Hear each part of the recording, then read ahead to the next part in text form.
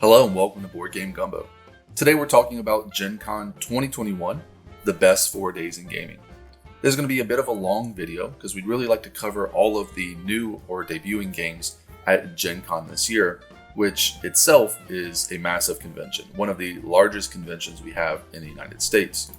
Here is a map of the convention hall or the exhibitor hall for Gencon, which you can find on their website now. And it'll tell you where all of your favorite publishers can be found. For instance, if you're looking for a Flying Frog, they're right here. And they will also give you booth numbers. So here you can see Flying Frog is in booth 707 if you're specifically looking for their products. But you can see just how many people are going to be there. Even with the concerns over COVID, there's still a ton of stuff you can do at Gencon. And we're here to kind of give you a recap of what's available. Now, the first part of this video is going to be going through BoardGameGeek's 2021 preview for Gencon. So you can follow along on BoardGameGeek itself if you want to. If you are not familiar with BoardGameGeek, I highly recommend you take a look at it. It's a great asset if you are into the board gaming hobby.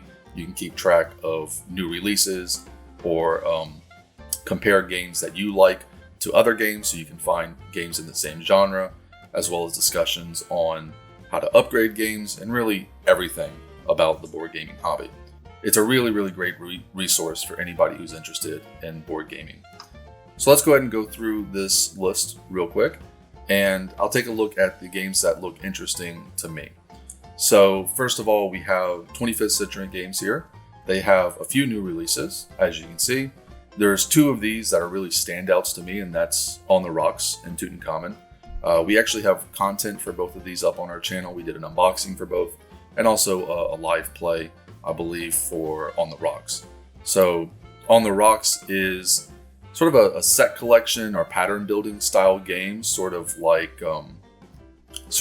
Splendor, where you'll be gaining these resources and then putting them together in these different configurations in order to score points. One of the really interesting aspects of this game is that when you complete something, you get what's called a tip card, and those tip cards are either worth points or you can use them for their special abilities. So they have these little special abilities on them. Some of them are take that, and you have to make the choice of either to save them for the points or to use them for the ability. Another one that 25th is releasing is called Tutankhamun. This is one I recently had a chance to play, and I really enjoyed. This is a Reiner Knizia game, and the thing I like about it is that your choices on your turn are fairly straightforward, but there's still a lot of depth of strategy to the game, which means that this game is really easy to teach because you can pretty much teach it in 5 minutes and people will understand it. But then as you start to play it, you realize that there's a lot more strategy to it than it initially looks like. Also, it's kind of interesting because you are counting backwards in points instead of going forwards, and it's the first person to reach 0 who is the winner. Next, we have the games from AEG, and the standout for me on this one is Cascadia. We've done an unboxing and I believe also a live play of this one if you're interested in taking a look at it. Also, we are doing a giveaway specifically for our Gencon video, and Cascadia is one of the games you can win. So if you're interested in this game, keep an eye out for the contest information, which will be near the end of the video. Cascadia is a tile laying game. So you'll be drafting these tiles that you see and then placing them out into basically a tableau in front of you. But you score the game in 3 different ways. So you score based off the hexagonal tiles and connecting different area types. So deserts or forests or what have you. You want both the largest number of those, and you also score for the amount you have. So if you have 7 forest tiles together, you'll score 7 points. And then if you have the most forest tiles, you'll score an additional few points. You also score for the tiles themselves, which are the animals, the little circular pieces here. And those are based off of these cards that you draw. So they tell you patterns that you're trying to fill. And then you're trying to place these animal pieces into these specific patterns. And every time you do that, you'll also score points. That's really interesting that they have several different mechanics lined up. So that is AEG. They have a couple different games as well. They also have 10 and Whirling Witchcraft. And then we have AMIGO. AMIGO actually has this interesting game called Magic Mountain, which reminds me of Plinko. So if you've ever watched The Price is Right, you may know Plinko the game. And so you're going to be putting marbles up at the top of the board and they'll be rolling down to the bottom of the board. It's kind of an introductory level game, but it's an interesting mechanic. Next we have APE Games. They are in booth 919. By the way, the great thing about this list is that all this information is readily available, so you can easily see the booth number for whatever you're going to, because sometimes publishers sell their games at different booths than their actual company. So APE Games is at booth 919, and they have One Card Wonder, which kind of reminds me of like a very slimmed down version of Seven Wonders. So if you like that game, you may like One Card Wonder.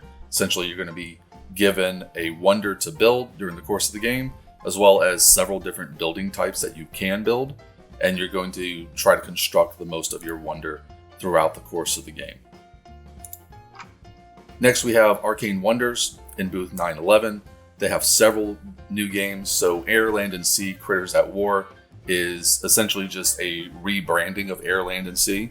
So Air, Land, and Sea is this World War II inspired game, and Air, Land, and Sea Critters at War is essentially the same game with just anthropomorphic animals. So Furnace looks really interesting as well. It is a bidding game, which I am not always interested in. I don't like blind bidding, but regular bidding is usually okay with me. It's a tableau building game, so you'll be bidding on these different buildings, and then these buildings will give you certain abilities you can activate, or maybe just they generate you income. But each player also has 4 bidding tiles, numbered 1 through 4, that they'll place on these buildings. And you can't duplicate, so if you put a 4 on a building, nobody else can put their 4 there. You're pretty much guaranteed to win that building. But your lower numbered pieces, you also get reimbursed when you lose. So if somebody puts a 4 on a building, and I put a 3, they are going to win the building, but I'm also going to get 3 money for not winning the building because my 3 is on it. So it's an interesting take on a bidding system, and I like it. Onitama is one of my favorite 2-player games, and it has a new expansion called Light and Shadow that adds ninjas. And not only does it add ninjas, but it adds hidden movement. So if you're playing Onitama normally, both players just play with these 5 pieces on the board. If you're playing with the Light and Shadow expansion, one player will have the ninjas, which are hidden behind a screen. And so you won't exactly know how they're moving. And that's just a really interesting addition to an already excellent game. Ares Games has a new version of Last Friday. There are not a ton of horror games in board gaming. There's more and more as time goes on, but still there aren't a whole bunch of them. So it's really nice to be able to see that they are putting extra effort into this one and coming up with a revised edition. Last Friday is basically Friday the 13th, the board game, and you are going to be playing as a camp goer. That's what these little pawns are, and you're going to be moving around the board to complete objectives. And most of those objectives have to do with you escaping. So you may need to find a battery for a car because the car doesn't have a battery in it or something like that.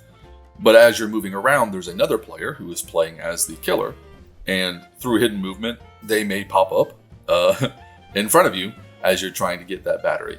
So it's a really fun hidden movement game, and again, horror themed, which you don't see a ton of.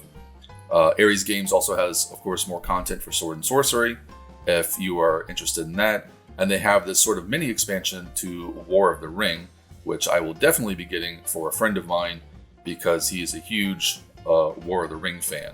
And this mini expansion is really interesting to me because it basically is about what would happen if the bad guys had won Battle of the Five Armies.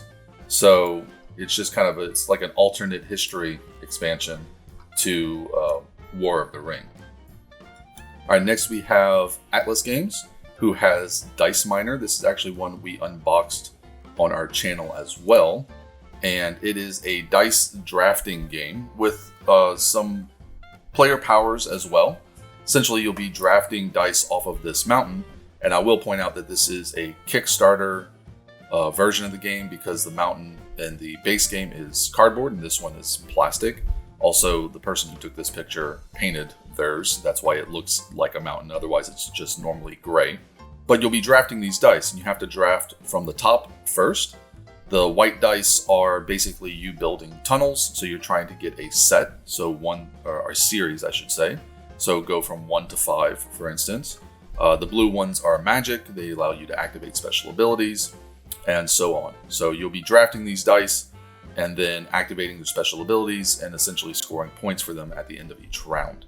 So it's a fairly light game, but if you like dice drafting and you like dwarves, it's definitely one to check out.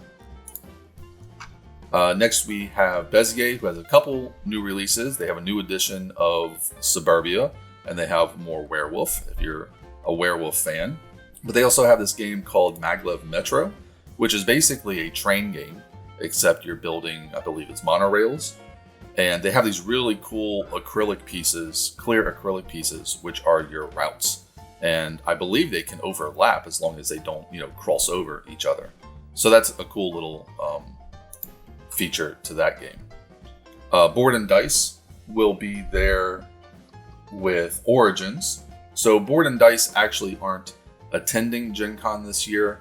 You can currently pre-order Origins First Builders on their website, but they will not be at the convention and they won't have the game either for demo or sale there. Also, if you looked at this list earlier, you would have noticed Blue Orange Games. They have also decided not to attend, which is really disappointing because they had a game called Bellum Magico. It looks really interesting to me. But moving on, we have BoardGameTables. So BoardGameTables, I assume they're going to be there with their new Jasper shelves, which are kind of their answer to the IKEA Kallax shelves that everybody uses for board gaming. But they also have a couple games there. The standout for me is this one called Kabuto Sumo. And it's just really interesting. You are playing as one of these 3 bugs, or it's multiplayer. So you're playing as one of these bugs, and then you're putting these pieces onto the board, sliding them onto the board to try to push your opponents off of the structure here. So it's almost like a dexterity game, but not quite. It just looks interesting to me.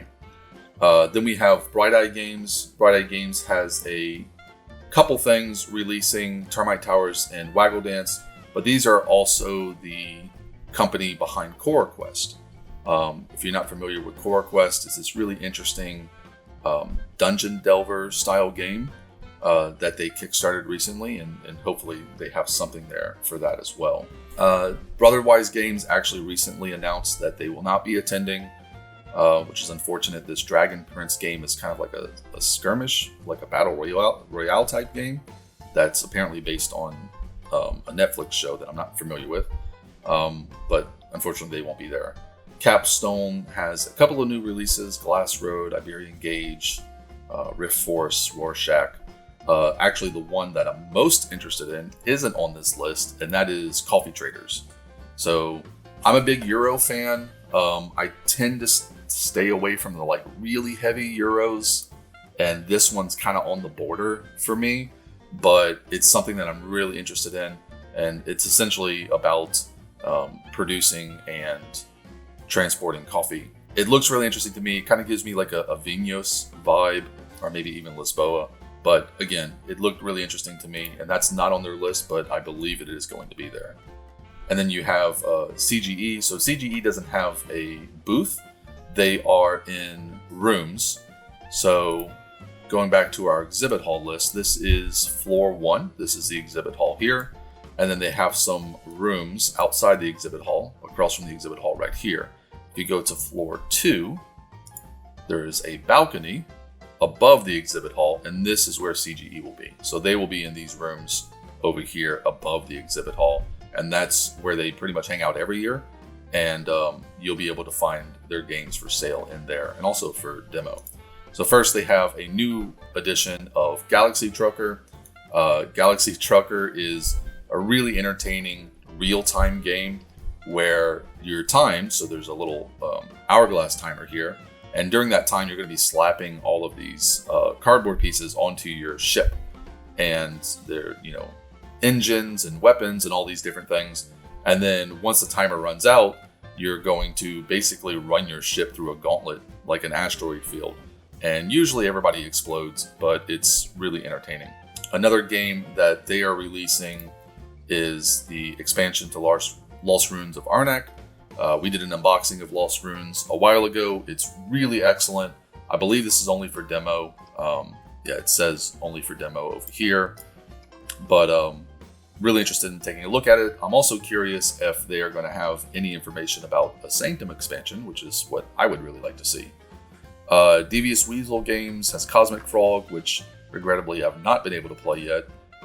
Has a really interesting theme where you're essentially these planet-sized cosmic frogs going around swallowing up planets. It's odd, but it's one of the more unique themes that I think I've seen this year. Devir has several releases.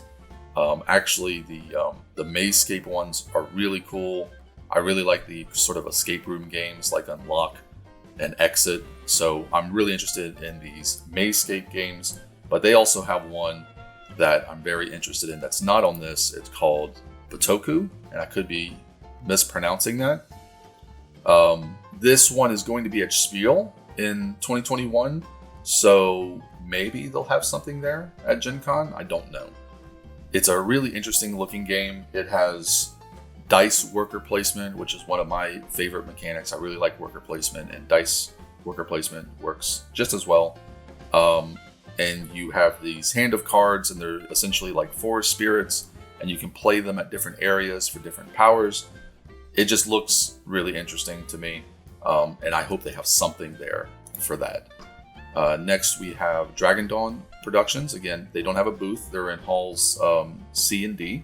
And they have a game called Factory 42, which looks really interesting to me, especially with this little tower they have going on. But it's about Marxist dwarves. And that alone is enough to get me interested. You really need to know anything else. It has Marxist dwarves. I'm interested. I want to go take a look at it.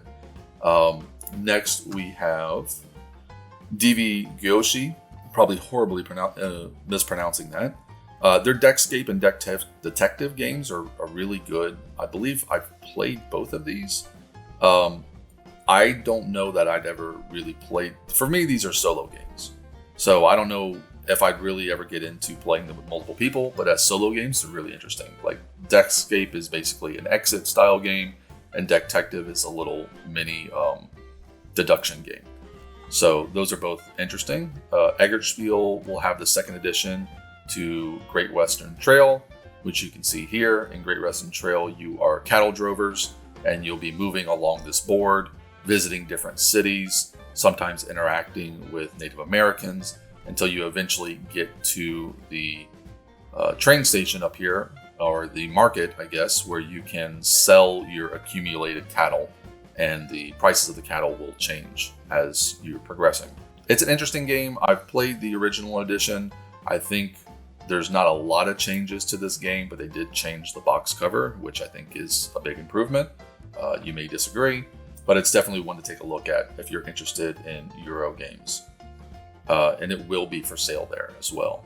Elf Creek Games has Merchants of the Dark Road. This is a game I've been interested in for a very long time.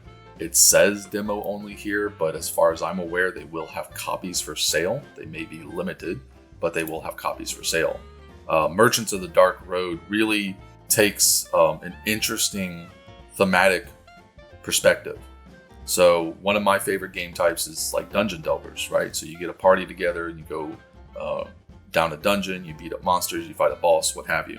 Merchants of the Dark Road is essentially the merchants who are selling you your equipment as you go down into the dungeon. So they don't go into the dungeon, but they are going to all of these very difficult areas in order to provide you with the gear that you need to go into the dungeon. So that to me is really interesting. It is a Euro worker placement style game, which is typically what I lean towards, but I'm very interested in that one. I'll definitely go take a look. I've kind of regretted not having backed it on Kickstarter, so I'm really interested in this one. Floodgate has several new games. Vivid Memories will be there. They will have a limited quantity of Vivid Memories. It is a very beautiful looking game. You have these sort of plastic pieces here, these little chits, and you'll be placing them into your player board. And essentially, by creating groups of them, you activate special abilities. It's a beautiful looking game, and I especially like these little chit pieces. They look great. They may or may not have Cosmic Colonies there, which is a game that I'm interested in. But they should have Fog of Love if you're interested. So Fog of Love was released a while ago, but it's being re-released by Floodgate. Forbidden Games has 2 on this list, Dungeon Party and Lizard Wizard. The one that I'm interested in is actually not on this list, and that is Mosaic, which was a Kickstarter game. A rather large, as you can see, Kickstarter game. It will only be there for demo. They are in Event Hall C if you're interested in demoing this one. This is by the same designer as Raccoon Tycoon, and it looks really impressive to me. This is another one that I kind of regret not having backed on Kickstarter, but it also had a pretty hefty price tag. So I'm definitely interested in checking it out. Funko Games actually recently announced this release, The Rocketeer, which they will have in limited quantity, and I'm hoping to get one. Because I may be aging myself here, but I grew up watching the Rocketeer movie and absolutely loved it. Timothy Dalton, the bad guy, is probably one of the lesser known James Bonds, but he is an outstanding bad guy. It's a 2-player game where essentially the Rocketeer and his allies are on one team and the bad guys are on the other team trying to basically complete these objectives, and the Rocketeer is trying to foil him, essentially. So I don't know a ton else about it, but the fact that it's the Rocketeer means that I will probably go buy a copy, because that's just a weakness of mine. Galactica will be selling Waste Knights 2nd edition. They're selling it at the Ares booth, which is booth 521. So again, it is here, but that's the Ares booth. Galactica itself doesn't have a booth. This reminds me a lot of Fallout. It's a sometimes cooperative, sometimes competitive game. You actually play through scenarios, and some of them you're working together and some of them you're not. But it's, again, it has a Fallout vibe to me. It's post-apocalyptic. There's some role-playing aspects to it, going through stories as you encounter different things. So it looks really interesting. I have never played the 1st edition, but if you have, I'm really interested to hear your thoughts. Next, we have Game Brewer, which unfortunately, again, recently announced that they were not going to be at Gen Con this year, which is disappointing. They had a couple interesting releases, and also Stroganoff, which is a game that they kickstarted not too long ago, is one that I did back and was really excited to see something there at the convention. So unfortunately, they will not be there. Games by Bicycle have a couple new releases. We actually covered a couple of their past releases. The Alpha was probably the highlight of those releases, and we do have some content available for that if you're interested. Gamewright has more releases as well. This Happy City game kind of looks like SimCity to me, maybe a friendlier version of SimCity, easier to play with younger people. Grand Gamers Guild has Garento, which looks really interesting. You're essentially stacking these plastic pieces on top of each other, and you're trying to create patterns, and those patterns will activate special abilities. It looks beautiful. I mean, these pieces stacked on top of each other into these little sort of mini towers are very striking. I'm wondering if maybe the gameplay itself is a little too light for my taste, but it looks really, really interesting. And they actually have another game, which I don't believe is going to be there, called the Artemis Odyssey, that I'm really interested in. It kickstarts on September 7th, so they may have some type of prototype copy there. That would be really cool. It's got hidden action selection, which is really interesting mechanic. So I'm interested in that one. HABA has a couple new interesting releases. The key, they're actually doing several different types of this game. It's kind of like a Clue-based game, or To me, it kind of looks like Mystery of the Abbey, where essentially you're trying to identify a culprit, but you're doing this competitively. So you don't want to go too quickly because you may give information to your opponents. They're actually doing 3 different versions of this game. This is the Theft at Cliff Rock Villa version. And then they also have my very first game's Rhino Hero. Rhino Hero Super Battle is one of my favorite games to play with my nieces and nephews, and they absolutely love it. I don't know if you need a younger version of Rhino Hero. I've played Rhino Hero Super Battle with 5-year-olds completely fine, but if you do need a even younger version of this game, this one says it'll play as early as 2 years. Then we have Helvetiq. Could be pronouncing that correctly, I don't know. Both their games look kind of interesting to me. Compromat I like just for the theme. It's basically spy versus spy. So you're trying to collect the center resources here by being the closest to 21. So it's a hand of blackjack.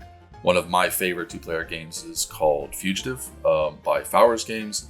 And it's also like a spy versus marshal type thing. It's actually a fugitive versus a marshal. So that kind of theme just appeals to me in general. So I'm interested in taking a look at it. Hexy Studio has 2 games. Their Star Scrappers Orbital is by the same designer of Terraforming Mars. It looks fairly similar to me, at least in the grand scheme, because you will be starting with sort of a central area and then building off that area different devices and factories and things like that for special abilities. So kind of a different play style to Terraforming Mars, but you're still sort of building up this outer space organization type deal. These 303 games are essentially World War II versions of X-Wing, which is not a game type that I really get into. So won't be checking those out, but if that's something you're interested in, definitely go take a look. Hobby World has a couple different games. As you can see, Deranged looks interesting to me. Again, you don't see a lot of horror themed games, so this is one that's kind of interesting. It also has a potential trader mechanic, which I typically like. They also have a game called Cutterland, which I'm not interested in, but it has an interesting mechanic because you actually cut up the pieces. There are these little hex pieces, or I shouldn't say hex. There's these tile pieces, and they come in bigger sheets, and you actually cut them up. That makes me squeamish. Just thinking about taking a pair of scissors to a board game, and obviously they're going to have to sell recharge packs or something to be able to keep playing this game, but it's definitely different. We have Japanime Games has a game called Steam Up. Again, this is a set collection style game, very familiar to a lot of people, but it does have miniature dim sum, so that's interesting. Yellow has a couple of games here, Korra and Sticky Cthulhu. Actually, the games I'm interested in aren't on this list, and I'm pretty certain they're going to be there. They have For the King and Me, which is essentially a retheming of Biblios by Dr. Finn's Games. I love Biblios. It's one of my favorite small boxed games. This one is a little bit different because Biblios had dice, and then this one looks like you have royal people with banners on them. Actually, Z Garcia just recently did a video on this, so if you're interested, go take a look at it. But I'm definitely interested in this, and I will probably buy a copy because Biblios is hard to find. Yellow also has Catapult Feud or Catapult Kingdoms. I'm not really sure. I think it was Catapult Kingdoms initially, and they changed the name to Catapult Feud.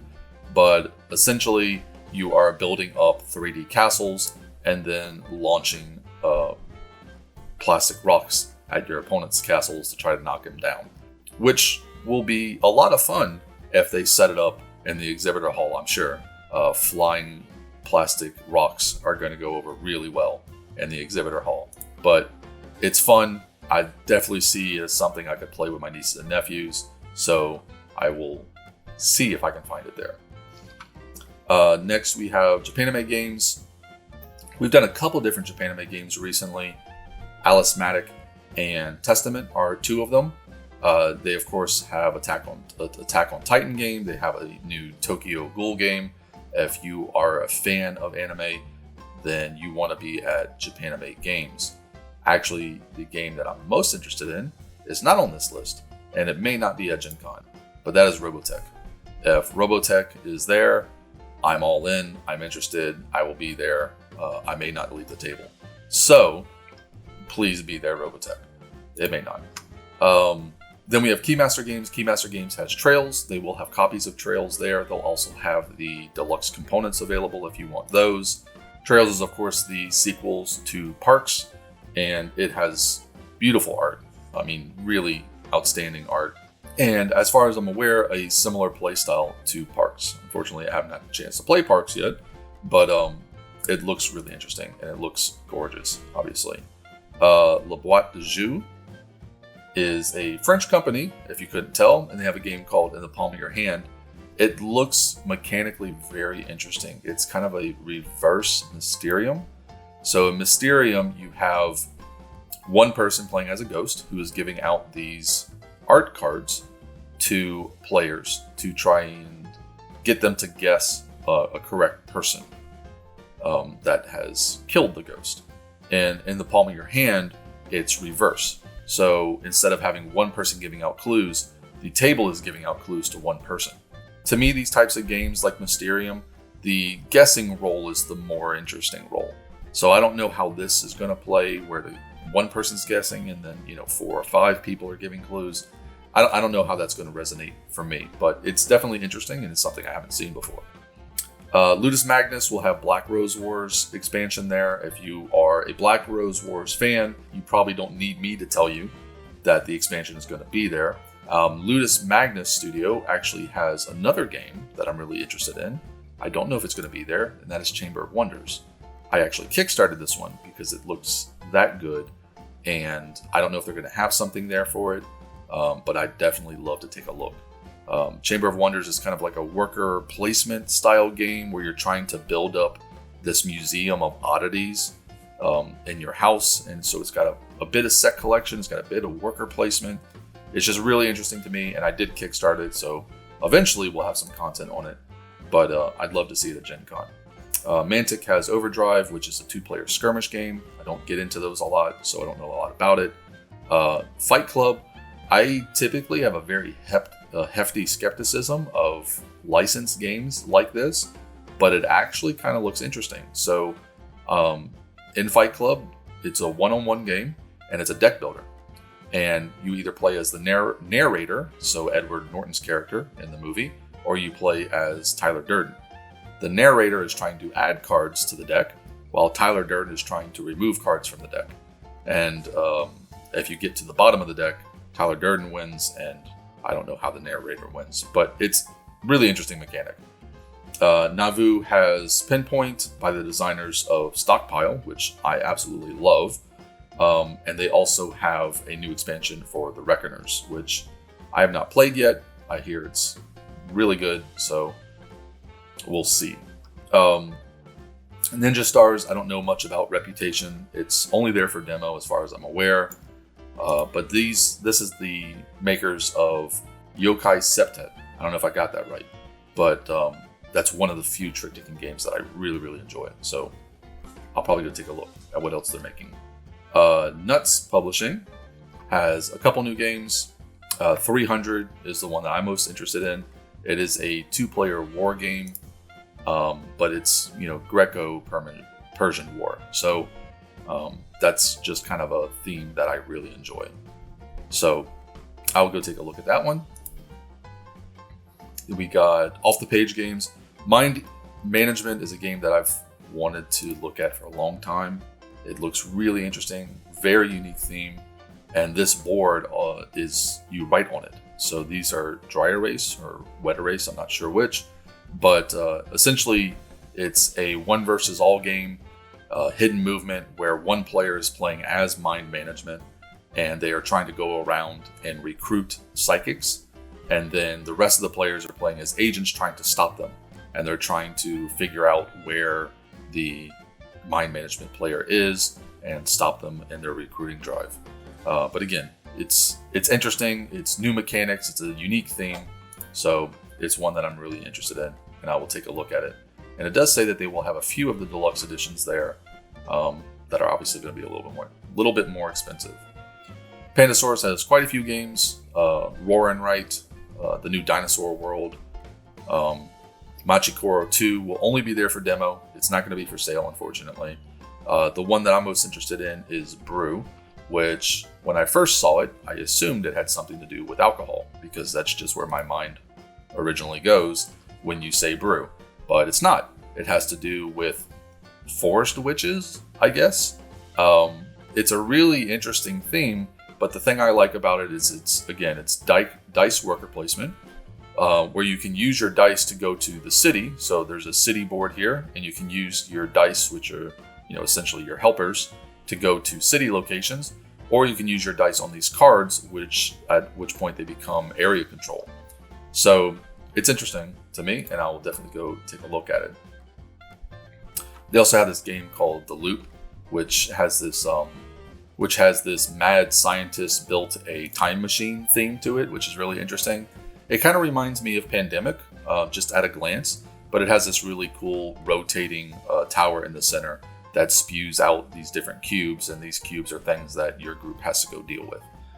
So again, a bit of a Pandemic feel to me, but that's nothing unusual. There's a lot of games that are kind of going that route.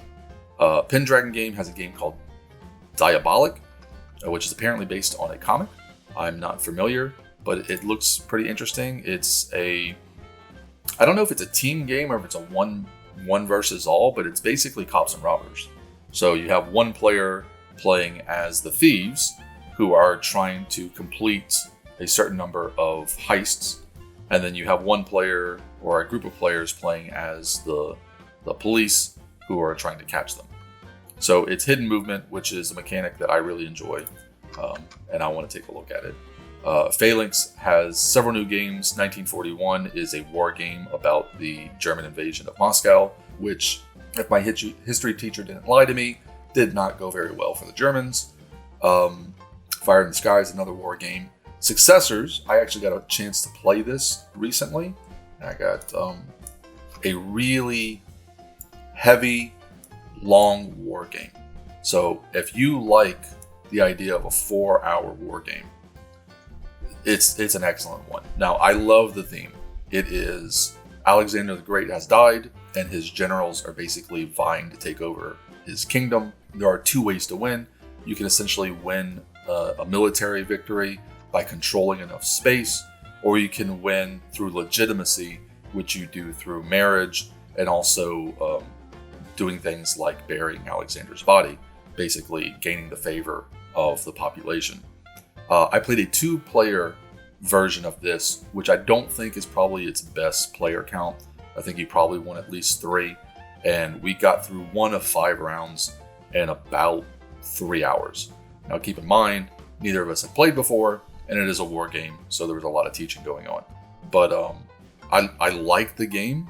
It's just really long for me. A 4-hour game, I mean, you're talking about TI4 territory, and I just don't get those types of games to the table very often.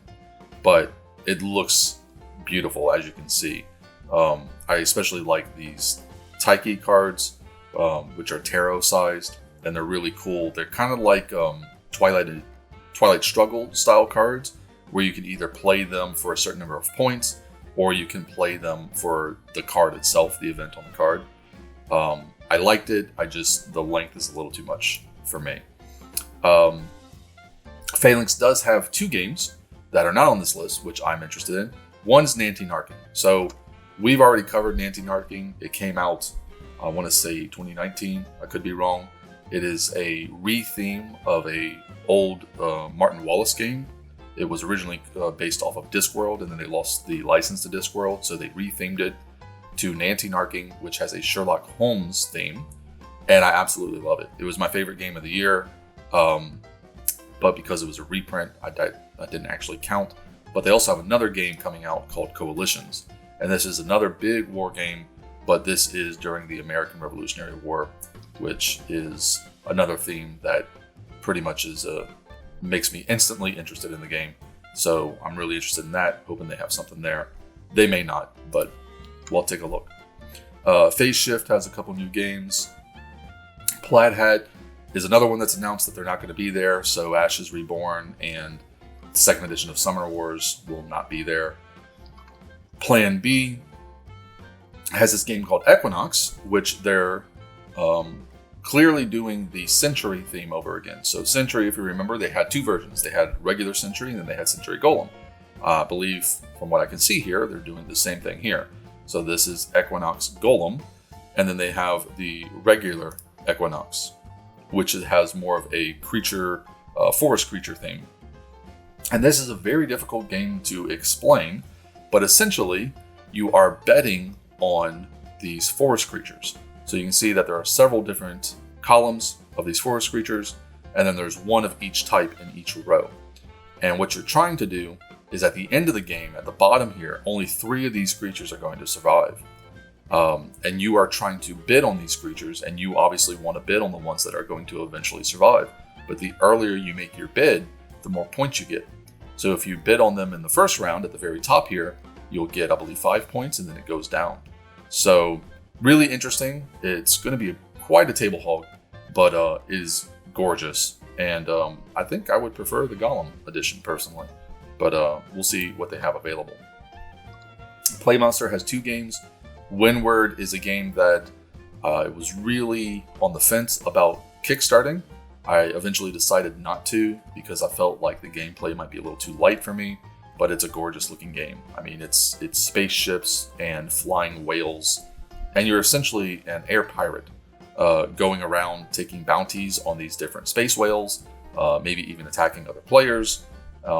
It's really interesting, and I'm really looking forward to playing it.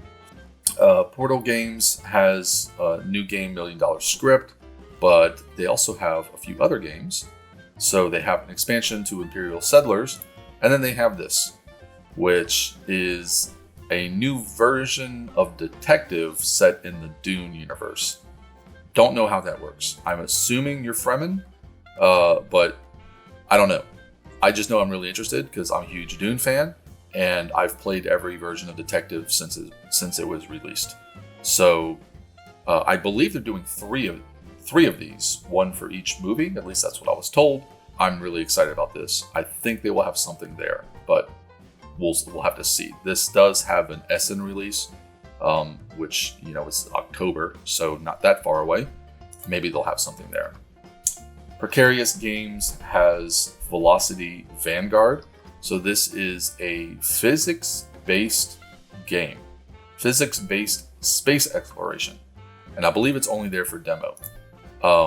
So I don't believe this is a final shot, but essentially you move up these boards and that will move your ships. So this is kind of like your thrusters, and then you move your ship, and then in your off turn, your ship drifts based off of where your thrusters are. I think that's the gist of it. I think that's the physics aspect of it. I've never seen that before. And in a board game. I think X-Wing does something like that, but I haven't seen that in a board game, so it's interesting. Pretzel Games has a new version of Camelot. This is a standalone version of Camelot called Off Season. I love Camelot. It is my go-to game for new players along with Emotep, so I will probably be getting a copy of this just because it's Camelot. Also, the cover is gorgeous. Prolific Games has a game called Kill the Unicorns. Obviously tongue-in-cheek game. So I'm interested. Now, I normally would not be interested in a game like this. I gotta be honest with you. It's a little too cutesy for me. I'm not an exploding kittens type of fan. But I want this for my niece. And one of the reasons I want this for my niece is because in a lot of the pictures I see of this game, there's this thing. I don't know if this is for sale. Prolific, get in touch. I think my niece would actually pee herself if I brought this to her. She wants this. I want this. So let me know and see if we can work something out. I'm interested. PSC Games has Caesar, seize Rome in 20 minutes. I have a problem with a game that has 2 exclamation points in its title, but I let it go because it's Roman, and I like Roman-based games. This is essentially just a retheme of Blitzkrieg, which is the game that they also produce, just now it has a Roman theme instead of a World War II theme. But I'm going to take a look because it's Roman-based. R&R Games has a couple different games. Mystic Pass is a cooperative deduction style game. And then we have Witchstone. So Witchstone looks like this. It kind of reminds me of Bonfire with this board here. So you have these tiles, these almost like domino style tiles that have different icons on them. And as you place these tiles into this cauldron, which is your player board, it's going to give you certain actions on the main board over here. So like these 4, when you place this, these 3 wands will give you some way to manipulate the main board. So it's kind of like a puzzle inside of a Euro game. It's kind of interesting to me. Rather Dashing has a game about Downton Abbey. I don't know anything about Downton Abbey, so we'll pass on that one. Ravensburger has several new releases. And when I say new, they're not really new. So all of these say availability demo. I would be shocked if these are not for sale because I saw the gargoyles in Target yesterday. So these are definitely available. I actually played Alien not too long ago. We played it at 5. I don't think 5 is the correct player count for this game. It felt weird.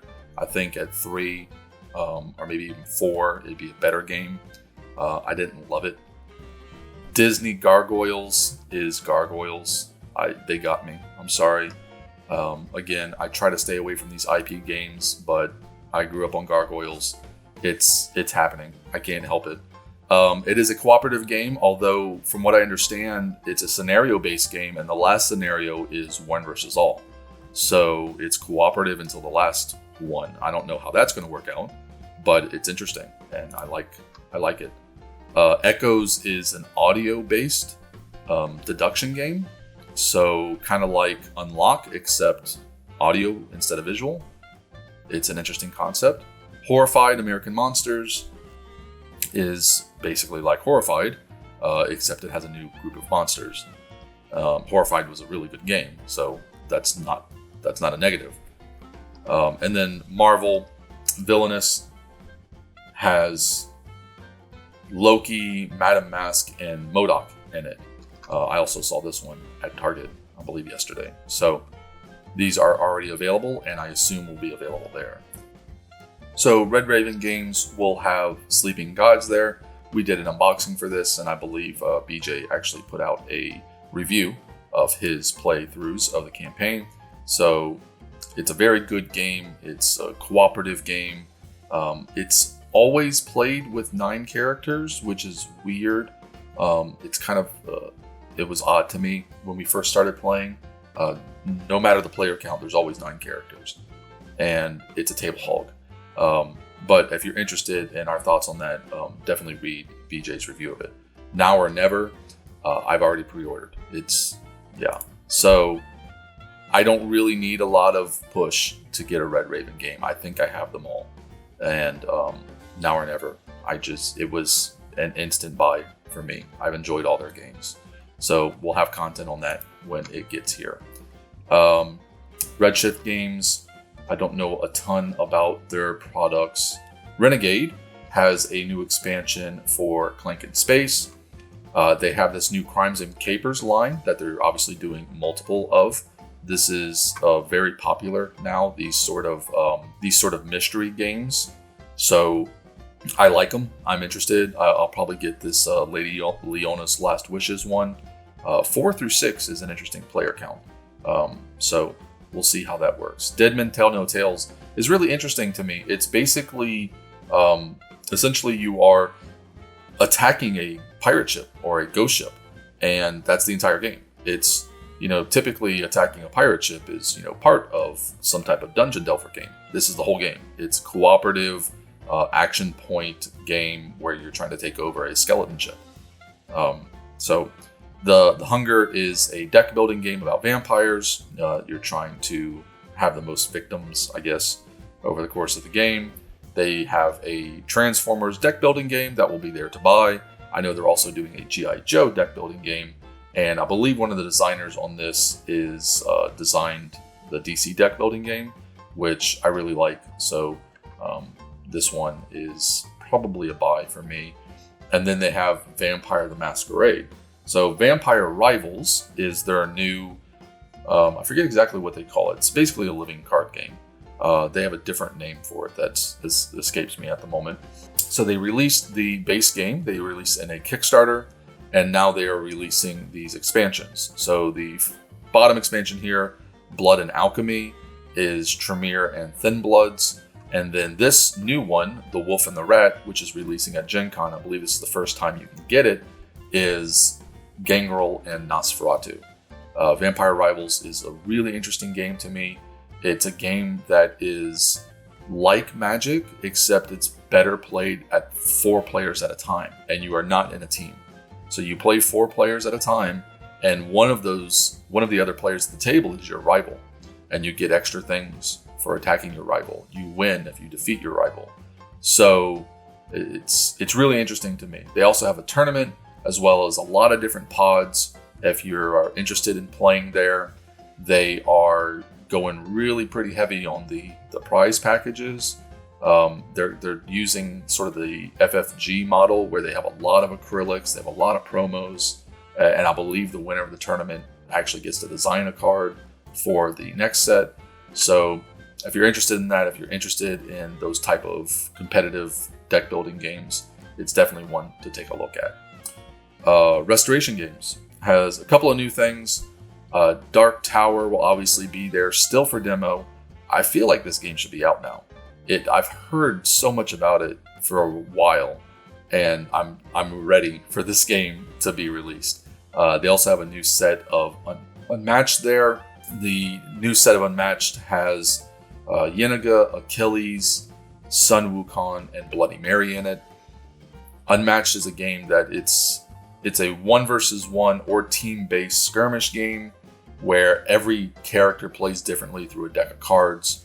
It's a really, really good skirmish game. If you like skirmish games and you haven't played Unmatched, I highly recommend you find somebody with a copy of it and play it. Also, all the sets are pretty much standalone. I mean, you can buy, they have 1 character sets, 2 character sets, 4 character base games, but you don't need anything else to play them. You buy 1 set, as long as it's got 2 people in it, you can play a 2-person game. They also have this game called Key to the Kingdom, which I had not heard of before, but it's obviously Restoration Games recreates older games, so this is an older production game. It's a fantasy theme, which gets me interested. But I don't know a ton about this, except that it has this whirlpool mechanic and apparently the board flips over. So that's interesting. So Sit Down has this game called Dive, which looks really interesting. You are essentially layering these acrylic boards to create these underwater effect. And then you are diving down into that underwater effect, trying to essentially reach the bottom first. So just from a production standpoint, these acrylic slats here look really interesting to me. I think it's an interesting design mechanic. So I'll probably go take a look at that one. Slugfest is a game where you are designing a dungeon. Interior design on dungeons. It's not exactly an overused theme, so that's interesting. Smirk and Dagger will be there with 2 new games. The Spill, which is about an oil spill. So as somebody who lives in southern Louisiana, I don't know about that one. But the Night Cage looks really good to me. It's got this very gothic look to it, almost Kingdom Death-ish. And it reminds me a bit of Subterra, if you've ever played that. It is a cooperative survival game, essentially.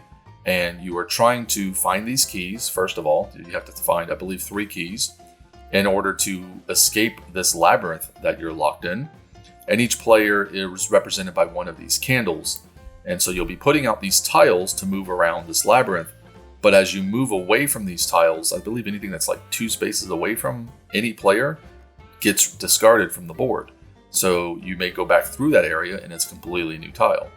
It looks really interesting to me, and I just love the theming of it. Sorry We Are French. I don't even know if you need to be apologizing for that, but that's the name of the company.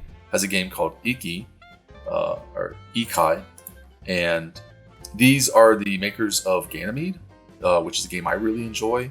It's kind of like worker placement. You're essentially traveling down these boulevards here, visiting different areas, a bit of a resource management style game, and it has just very interesting art that you don't see that kind of style very much in board gaming. Studio H has this game called Old Tree, which looks really nice. It's a fantasy theme. You have your guys on horses here. Obviously, this is an online rendering, a digital rendering, but you move around with your horses here. It's a fantasy theme, and the box cover is beautiful, and I don't believe they have a picture of it, which is unfortunate. Third World Games has 2 new games. The Stuff of Legend looks fantastic. It's a dungeon delver game with a trader mechanic. So it's kind of giving me like a Battlestar Galactica vibe to it. It's supposedly based on a comic or something. I'm not familiar with it. And you are playing as this children's toys that have come to life. So it's kind of got like a Toy Story vibe going on. It's just really interesting. It looks really good. So I'm definitely interested. I believe it's only there for demo, however. And then we have Weird Giraffe. Weird Giraffe has Tumbletown, and they will probably also have Wicked and Wise, which we just did some coverage of. Wicked and Wise is a trick-taking team-based game. So your team is a dragon and a mouse. And the dragon is trying to accumulate tricks, while the mouse can do really interesting things like change rules during the course of the round. So that one looks really interesting, and I don't think Wicked and Wise will almost certainly not be for sale, but if they should have copies there for people to play, and I do suggest it because it's a very fun team-based trick-taking game. And then we have WizKids, who have a lot of stuff there. They have Clash of Cultures Monumental Edition. They have the new adventure-based Dungeons and Dragons game for Ghost of Saltmarsh. We just did some content on Grease Lightning. If you're interested in that one, it's a race game. They have a new expansion to Super Skill Pinball, which is a really fun game, although I've only ever played it solo. I didn't like the few times I played it with multiple players, but the one I like the most here is Dungeons and Dragons Dungeon Scrawlers. I am a huge Dungeons and Dragons fan, have been for many, many years, so this immediately gets me interested. But I don't know the mechanics of the game. I can't figure it out. There's not a lot of information, and it's a writing game, so you're writing on these dungeon maps, but usually when there's a writing game, it's like a roll and write or a flip and write. I don't know what you do to write in this one. Maybe it's just speed? I'm not certain, but there's different player roles like Barbarian and Rogue, and they each have special powers, and you're trying to get through these dungeons, I assume as quickly as possible, but I don't know how else it works, but I'm really interested. They also have an expansion to Fantasy Realm, which is not on this list. I don't know if it's new, but Fantasy Realm has been on a lot of people's minds recently because of Red Rising, and so they do have an expansion to that.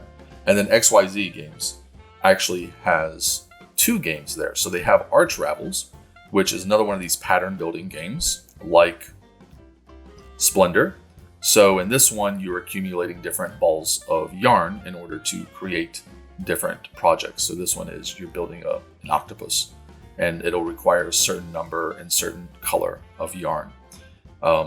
So a very unique theme to a mechanic that we've seen a lot of, but there's a lot of people who like these pattern building games. So it's a very unique theme. And then they have Titania Ascending, which they will have a prototype for at the convention, but obviously not for sale. This is a cooperative flip and write where you are playing as members of a race of Fae and you're trying to take over the Earth. It's that theme just I've never heard of that before. It's really, really interesting.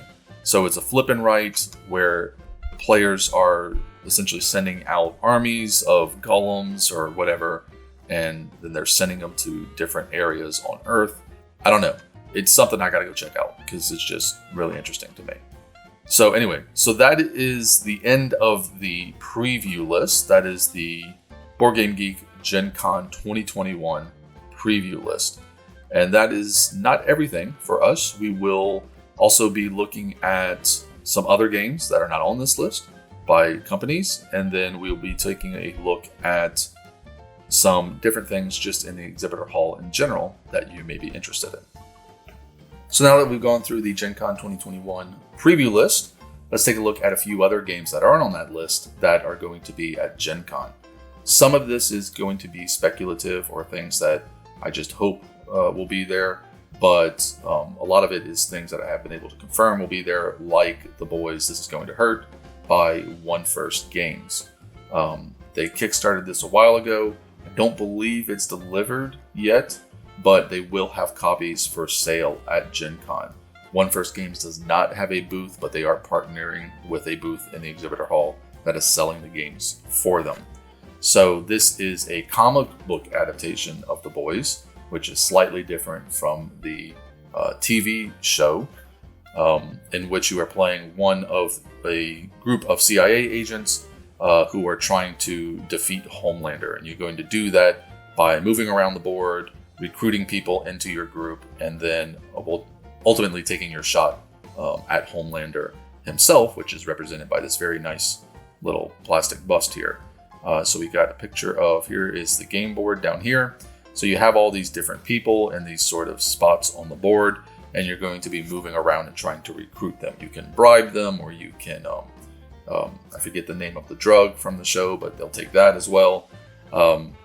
And there's a bit of a set collection element to it as well, because there are these various superhero groups in the show, and or the comic book, I should say, and they work really well together. So like the Seven, if you have a certain number of them, they give each other bonuses. So there's a bit of a set collection element to it as well. They have a bunch of events. One First is running a lot of events for this game. They have play and take events. So you sit down and play the game, and then you walk away with a copy of it. They have just demos, and then they have full plays of the game. And I've been told if you sign up for a full play and you're able to defeat Homelander, they've got a little extra prize for people who can pull that off. So that's something to look out for, especially if you're a fan of the series or the comic book itself. Next we have Arcane Studio. They are in booth 514. I don't know if Wolfenstein is going to be there. I hope it's there. I'd like to take a look at it. We'll see what happens. Then BA Games is booth 2513, and they have a game called Cult of the Deep, which was on Kickstarter. It is a hidden role game to a certain extent. So you're going to be playing as one of these four roles. The High Priest is the only role that is visible. Everybody else is a hidden role. So you may be a Kabbalist who is trying to kill the High Priest because you want to take over the cult, or you could be a heretic who's trying to make certain that the entire cult gets wiped out. So in a perfect world, I guess, you would be all working together to try to summon this old god through a ritual. But of course, not everybody is on the same page. It is a dice rolling game, so sort of a push your luck style game, where you'll be rolling your dice and then assigning them to different actions based off of what you roll. So you may advance the ritual, you may attack other people, things of that nature. You have special roles, so not only, I should say special character powers. So not only do you have a hidden role, but you actually have a character that may have a special ability and a variable life total and things like that. Then we have Bezier Games in booth 1630. Bezier Games did Rangers of Shadowdeep. They have a new revised edition of it coming out. It was very popular, got a lot of media recently. I unfortunately haven't played it yet, which I really want to, so I'll probably go take a look and get a copy for myself. This is an adventure game. It's kind of it's a solo adventure game. It's almost like a choose your own adventure type thing. And all they sell is the book. So you can incorporate figures and stuff into the game, but all they sell you is the book. And you basically learn the story through the book. Then we have Frosthaven from Cephalofair Games, booth 737. If you are not familiar with Frosthaven, then you're probably new to board gaming, and welcome, or you've been living under a rock. It's one of the highest grossing Kickstarter games ever, sequel to the nearly as popular Gloomhaven, one of these really massive dungeon delver adventure games with scenario books and puzzle books and all kinds of really cool stuff. And I'm excited to take a look at it. We have a copy on the way from our group. We did Kickstart it, so we will have some content on that when it finally comes in. Chip Theory Games will be there in booth 2619. I don't know what's they're going to have there. Almost undoubtedly they'll have, Too Many Bones and things like that to sell, but I'm hoping to see Burn Cycle, which is the game you're seeing now. Burn Cycle is an action programming game, cooperative action programming, and in it you are playing robots who are trying to infiltrate human CEO corporations and basically take them down from the inside. It's really interesting thematically, and I hope they have it there. Also, Hoplomachus may or may not be there. I did back this one on Kickstarter personally, and it is a solo game, but I'm very interested in it and would like to have the chance to maybe play a little bit. Then we have Deepwater Games. They have a couple games releasing there. They have Monstrosity, which is actually one of the games we're giving away at the end of the video. We'll explain how that happens. They have Gladius here. Gladius is a bidding game where you're bidding on gladiator fights, and there's some cards you can play to alter mechanics of the fights or bidding mechanics. It looks really interesting, and I really like the art as well. They also have Monstrosity as well as the expansion to it. And Monstrosity, somebody is dealt a card with a monster on it, and they were explaining that monster to everybody else at the table who's trying to draw it to the best of their ability, and the person who gets closest wins. And you play a couple different rounds. And then you have Seven Summits, which is a push your luck dice rolling game about mountain climbing. And then we have Draco Studios. Draco Studios will not have a booth, but they are running events, including demos for Dragon Bond, Lords of Vala. So this is Dragon Bond. You can play as either a dragon or a human general. They do play differently. And one of the interesting mechanics here is that if you are in the same spot, if a dragon and a human is in the same spot, they can actually become dragon bonded, which means that they now collectively can win the game, although it does make it more difficult for them to win. So it's kind of like an area control style game. It's interesting looking. Flying Frog Games will be in booth 707. They have Feudal Village, which is the Japanese version of Frontier Town. If you're familiar with Shadows of Brimstone at all, it's when you play Shadows of Brimstone, you're basically going into a dungeon or a mine or something like that, and then you're returning back to town. Well, this kind of fleshes out those trips back to town after your adventures, specifically for the Forbidden Fortress version of Shadows of Brimstone. And they also have a new deluxe enemy pack for the Oni Warlord, which will be available there. Gale Force 9 has several games, which I'm hoping to be there. I don't know for certain, but I believe they will be there. They are in booth 701. The first being Tyrants in the Underdark. This is essentially a reprint or a second edition. The only big difference between this one and the first edition is this one uses cardboard, while the first edition used plastic minis, so it's much cheaper. Also, this edition has, I believe, the first 2 expansions already included in the base game. But it's a very good deck building area control game. I actually have a copy of the first edition. I enjoyed it quite a bit. They also may or may not have Dune Betrayal there. Dune Betrayal is a hidden role game where you're playing as one of the characters in the Dune universe, trying to basically bring your house to ascension. And then they have another Dune game which I'm a lot more interested in, called Dune, A Game of Conquest and Diplomacy. So Gale Force 9, not too long ago, came out with a Dune game, which was a reprint of an earlier Dune game, which I believe came out in the 80s or the 90s. This looks somewhat similar to that game, but it is a completely redesigned game from the ground up. So there's some similar design elements, just the board itself and the tokens, but this is completely new design for them. So I'm really interested in taking a look at it because I'm a huge Dune fan. Greenbrier will be there with Tales of Barbaria. They're in booth 823. Barbaria is a dice rolling game, an action selection. You'll be rolling your dice and then you'll secretly be placing them in one of these 7 locations behind your screen. You can see you only have 3 dice, so you can't do every location. Those locations will activate certain things. You may attack opponents, you can build up your city, you can build weapons, things like that, depending on where you place your dice. And then ultimately you're trying to earn the most number of points before winter when you have to go into hibernation. It's an interesting looking game with a cute aesthetic, so I'll take a look at it at their booth. Inside the Box Publishing has 2 games. They are at booth 2509. The first one is called Newspeak. So in Newspeak, it is a team-based game. So you have dissidents who are playing in one team, and then you have mods that are playing in another team.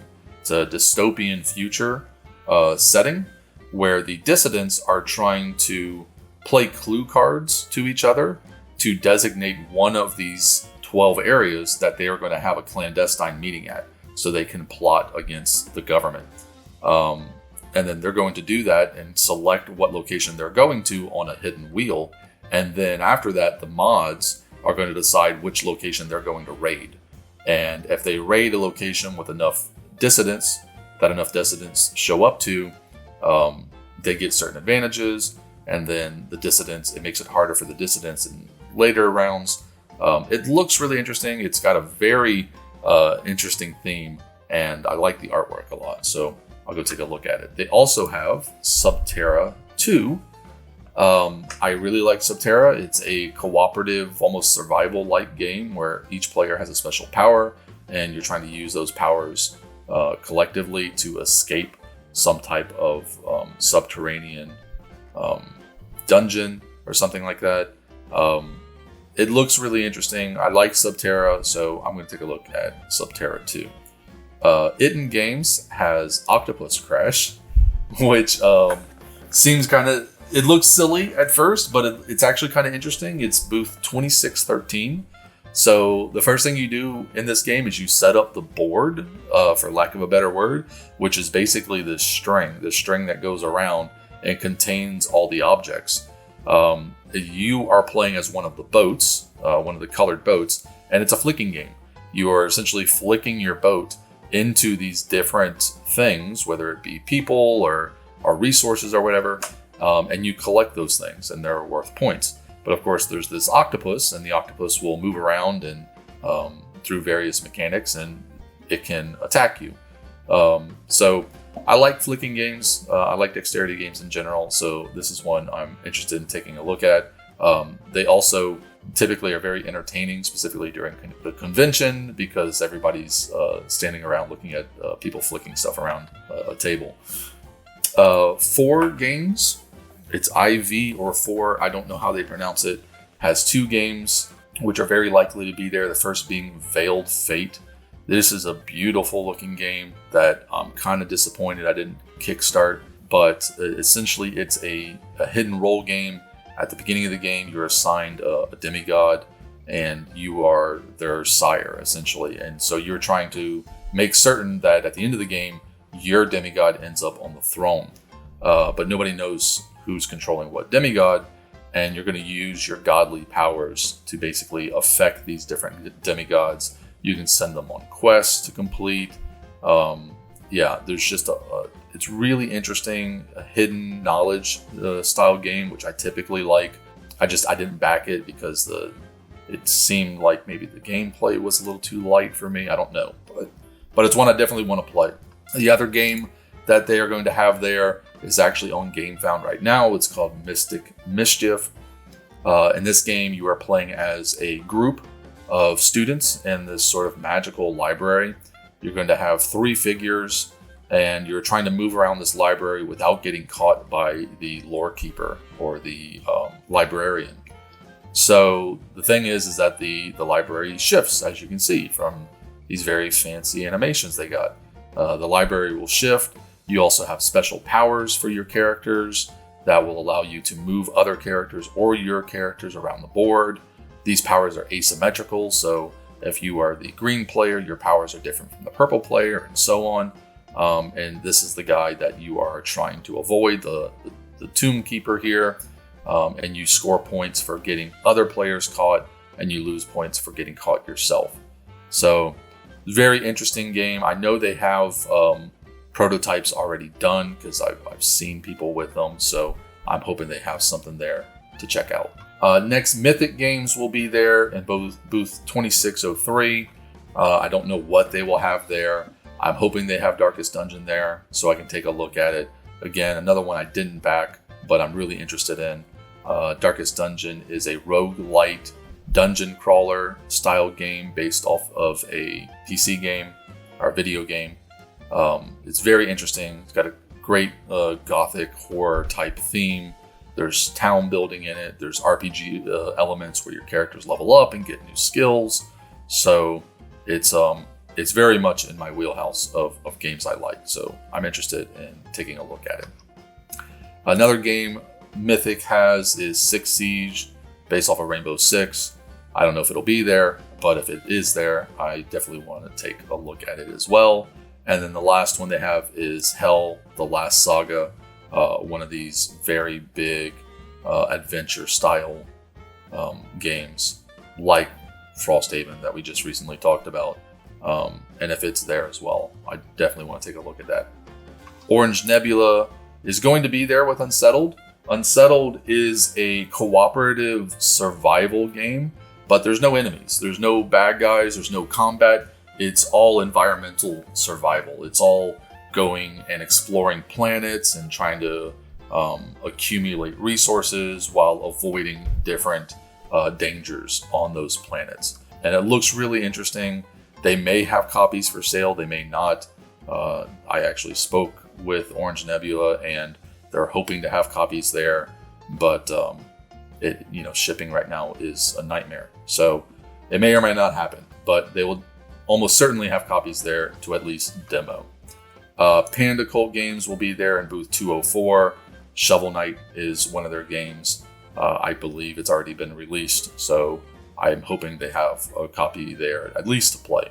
Skytear will be there with their game. We did do an unboxing for that. It's a MOBO style game. So 3 lanes and 1 versus 1 where you're trying to destroy opponent's tower on the opposite side of the game. And they have a whole bunch of expansions with a whole bunch of different factions. And a very interesting drafting mechanic at the start of the game.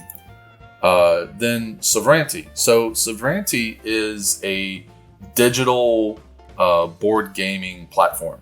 So kind of like Tabletop Simulator, except they license their games. They come from publishers themselves. They're more closely aligned to the game because Tabletop Simulator is just a physics simulator, and people write the stuff for it. Where these are designed specifically for that game. So they have, obviously they're promoting their product, but another thing that they have at their booth is they have a treasure hunt going on. And that is booth 1445. So if you go to the Sovereignty booth, they will give you a treasure map, and you go around to different places at the convention, and then you bring it back, and if it's filled out, you win a prize. So that's something to go and take a look at if you're interested. Tabletop Tycoon has a booth 1819. Obviously, they'll probably have Everdale there if you're interested in Everdale. They just had the complete collection, so they will have pretty much everything that you are interested in. They also have Flourish, which we did an unboxing for. Very beautiful card drafting, tableau building style game. Stronghold will be there at booth 1529. They will more than likely have Ares Expedition if you're looking for that. And they hopefully will have the Australia expansions, which I'm personally very excited for. They actually have 2 of them. This is only one. This is Revenge of the Old Ones, but there is a second one as well. Succubus Publishing will be there at booth 2457. I'm hoping they have Madara there. I'm sure they'll have at least some type of pre-production or prototype version of it. Another cooperative, fantasy-based adventure game, Dungeon Delver style game with a bunch of content in it. So another one that I'm really interested in. I love these types of games. There's just so many now that it gets difficult to keep up with them. TGG Games is in booth 1643. They have 2 games that I'm really interested in. First one is this one, Mob Big Apple. It is a mob game, it's like Godfather. It looks beautiful. I love the aesthetic. A small box game, so I'm excited for that. And then hopefully they have the Flick of Faith expansion. So this is just the expansion, but here is Flick of Faith itself. I've been wanting to get a copy of this forever. They pretty much sold out immediately when they announced this, and then it kind of got pushed to the back burner for me. But I love flicking games, and this is one of them. You're playing as one of the gods, and you are sending out your profits onto different areas. But to get them to those areas, you have to flick them onto the areas instead of just placing them out. It's a very fun flicking game. Thunderworks Games will be in booth 1512. They should have Lockup Breakout. We did an unboxing for this. I believe it's just for demo right now. I don't know if they'll have copies for sale.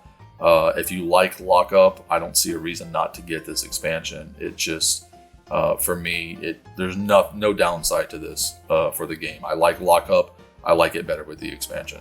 And then the last one on my list is Weird Games. I don't know if they'll have Vagrant Song there. I'm hoping they do. It's a cooperative boss battler with a bunch of story elements, and basically you're trapped on a supernatural ghost train. So it's a very interesting theme, and I'm hoping they have it there. So that's it for our list of games not on the preview list, but we also have some other stuff we want to take a look at real quick. So what else can you do at Gen Con this year? Well, you could go visit the Exploding Kittens booth just for the experience. They always have a really entertaining booth, and they aren't the only ones, but it's just the one I wanted to highlight. I believe this is from 2017, but I could be wrong. And it's really fun to go check them out. Also, the PinBazaar is at Gen Con this year, as it is every year.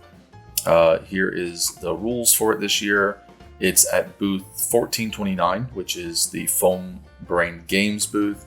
And basically how it works is if you go out and you buy pins from your favorite publishers or for your favorite games, and you buy enough of them, the first level being you have to have 7 of them, you can go to Foam Brain Games and they'll give you one of the rare pins that are only made for Gen Con 2021.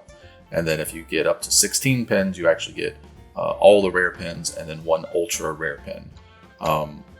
And they have them available for the online as well. So here's just a couple of the pins that they have available this year.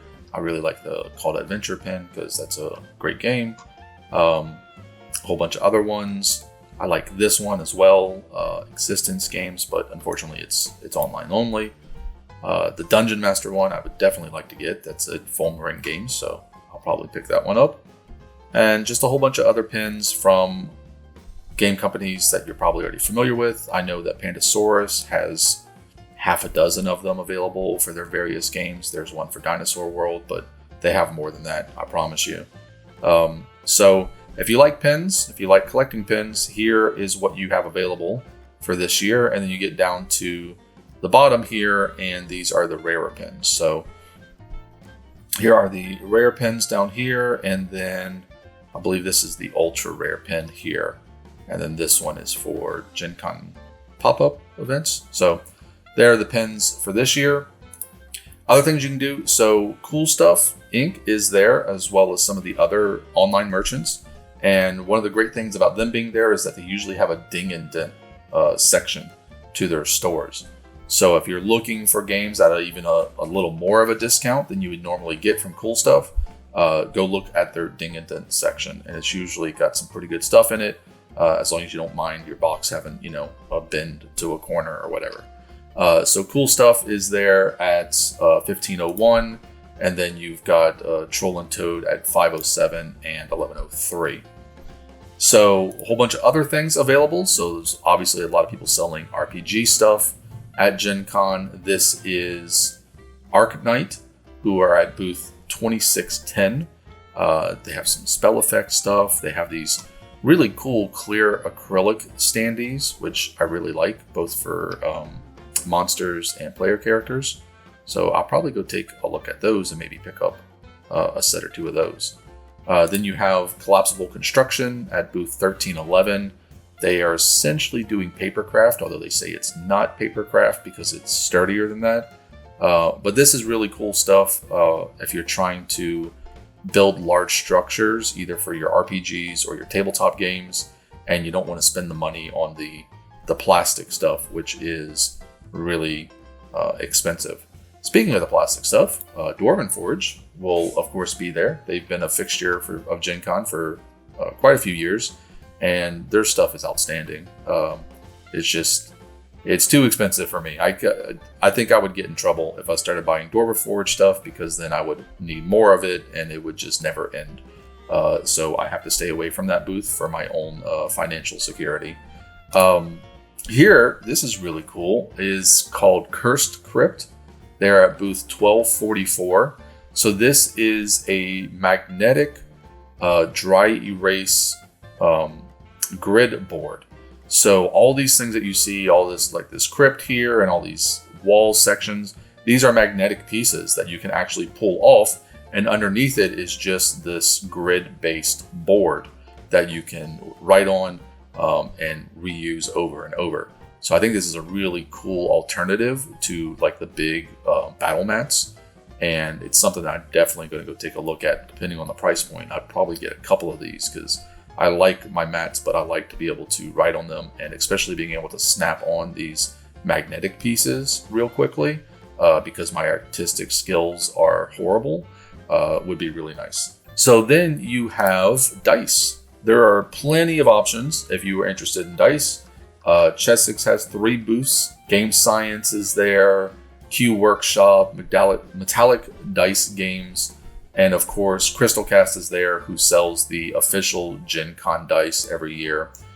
This is a company called Black Oak Workshop, so they have a couple different colors available, and they also have this one, which I thought was really cool. They call Bones of the Dracolich, so it kind of looks like a worn out bone. I thought that was kind of cool.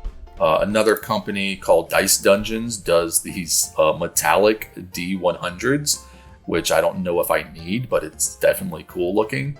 And then they had also this copper set, which I thought looked pretty nifty myself. Then we have a company called Infinite Black at booth 1139, who does these really cool dice that also come in these boxes as well. This is a company called Kraken Dice at booth 2735. They have several different options. This is just the one that I picked out because it looked the most interesting to me. I especially like the Cthulhu head, or I guess it's since they're called Kraken Dice, it's a Kraken head on the D20 spots of their dice. That's really cool. This is Level Up Dice, and again, I just picked out one that looked interesting. This is actually aluminum, so it's a tinted aluminum that they've done, and it looked pretty cool to me.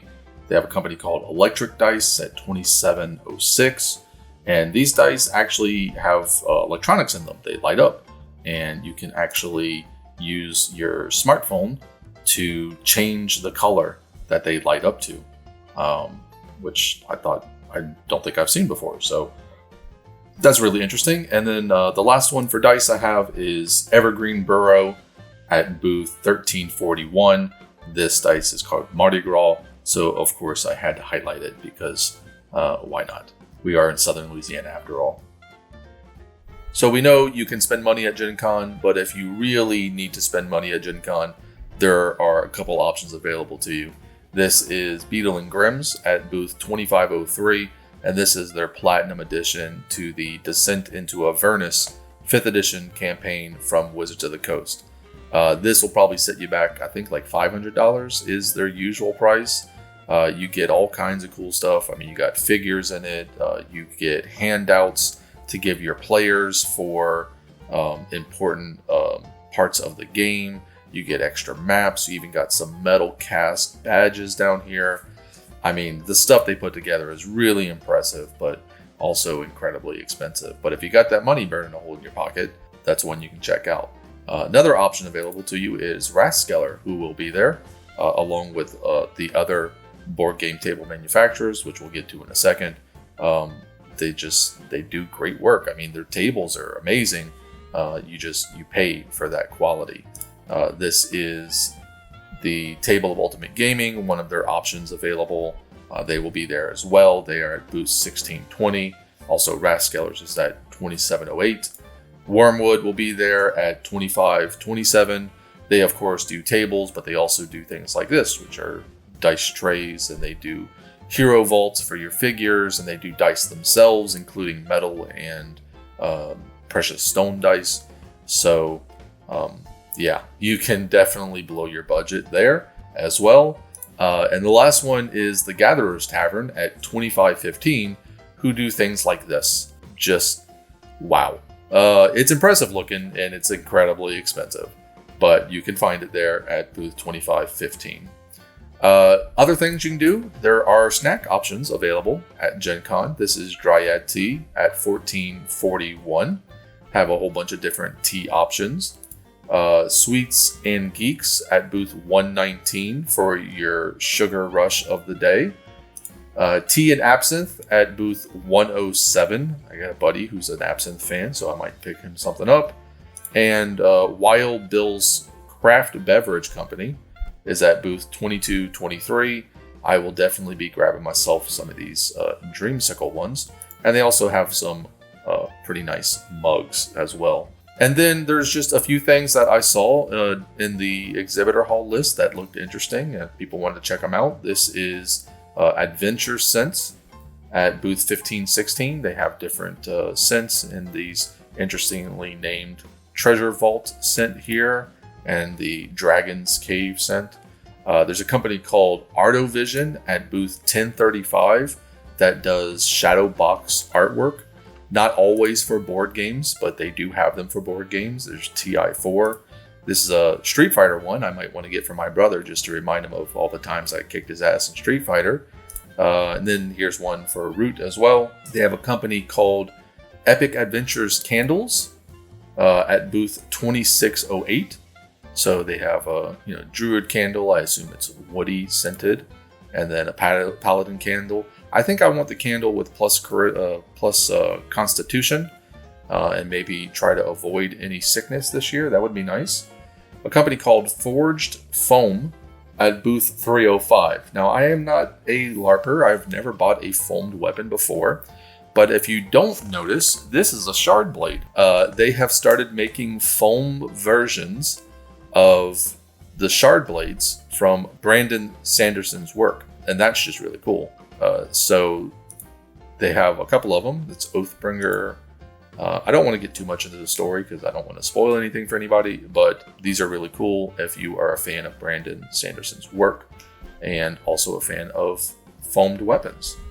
A company called Yukio Pop does these. So this is pop culture pictures in old Japanese art style.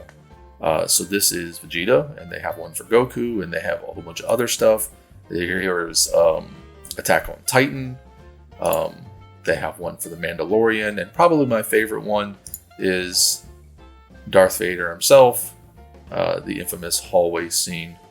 So that's everything that we really wanted to show you here for Gen Con 2021. I hope you've seen some things that are interesting to you, whether they're games or something else. We really want to do something special this year because it is such an odd year for Gen Con with all the difficulties. And we hope everybody that's attending is safe and gets home safe and enjoys their time there and can find something they like. At the very end here, we did promise you a giveaway, and we are going to keep our word on that. We have 3 games to give away right now. We have a copy of Cascadia, we have a copy of Monstrosity with the expansion, and finally we have a copy of Fire in the Library from Weird Giraffe Games. And it's very simple. All you have to do is comment on the video with hashtag GenCon, and one lucky winner will get all of those games mailed to them. So again, thank you guys for watching. We really appreciate it. And if you're at Gen Con, we'd love to see you there.